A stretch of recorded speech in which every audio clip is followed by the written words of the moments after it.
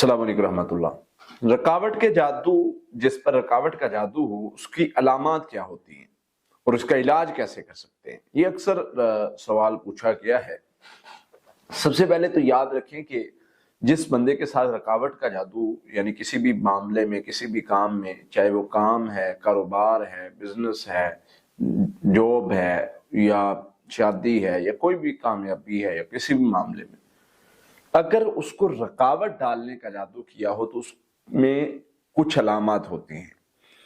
बेदारी की अलामात तो हम बताएंगे तो उसमें बहुत सारी चीजें आ जाती हैं, लेकिन जो ख्वाब की अलामात हैं वो थोड़ी डिफरेंट हैं, जिनसे इंसान को आसानी से पता चल जाता है कि मेरे साथ रकावट के मामलात हैं।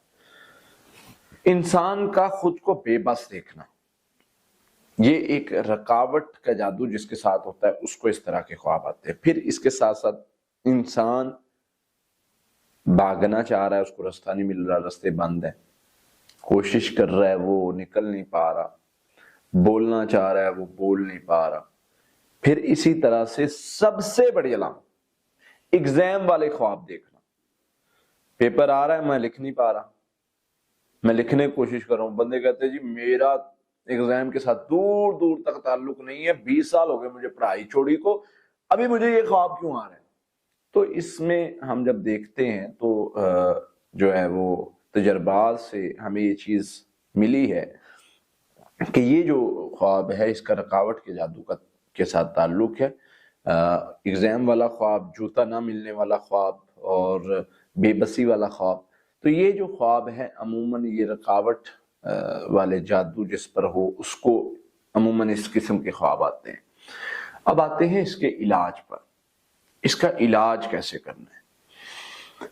सबसे पहले तो याद रखें कि इसके इलाज के लिए आपको पढ़ाई, जिक्र की जरूरत है, पढ़ाई की जरूरत है जिससे अल्लाह ताला रुकावटें खत्म कर देते हैं। सूरह फातिहा 7 मरतबा पढ़नी है, सूरह बकरा की आखिरी 2 आयत 7 मरतबा पढ़नी है।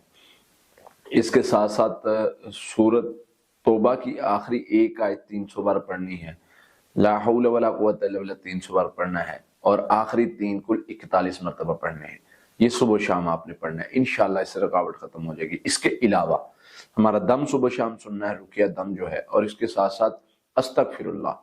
अस्तगफिरुल्लाह का जो अमल है वो उसके बराबर का कोई भी अमल नहीं है, और वो आपने सारा दिन में 1000 मरतबा पढ़ना है। ये अमल ऐसा है, नबी सल्लल्लाहु अलैहि वसल्लम ने फरमाया, जो इस्तिगफार करता है अल्लाह मुश्किल परेशानी तकलीफ को दूर कर देते हैं, गम से निजात देते हैं, और रिज़्क वहां से देते हैं जहां से गुमान भी न करे। वमन यत्तक़िल्लाह यजअल लहु मखरजा, अल्लाह ताला फरमाते हैं इस्तिगफार का मतलब ये है ना, बख्शिश तलब करना, अल्लाह से डर के उससे माफी तलब करना। तो अल्लाह फरमाते हैं जो हमसे डर गया हम उसके लिए रास्ते खोल देते हैं। कुरान में बार बार अल्लाह ताला फरमाते हैं इस्तिगफार करो, तुम्हारी परेशानियां दूर कर दूंगा, मुश्किलात आसान कर दूंगा, रिज़्क के दरवाजे खोल दूंगा, तुम्हें जो है वो बागात दूंगा, नहरें चला दूंगा, औलाद दूंगा, माल दूंगा, बहुत सारे वादे हैं। तो ये आप अपना वजीफा बना लें और तवज्जो के साथ, मोहब्बत के साथ करें। इंशाअल्लाह अगर किसी तरह की भी रुकावट है, मेरा अल्लाह दूर कर देगा, शर को दूर करके खैर के दरवाजे आपके लिए खोल देगा। ये दुनिया में भी आपके लिए भलाई का रास्ता है और आखिरत में अमाल के सिलसिले में भी आपका बहुत ज्यादा अमाल का वजन बढ़ेगा नेकियों का। तो ये अमल शुरू करें, इंशाअल्लाह इससे बहुत फायदा होगा।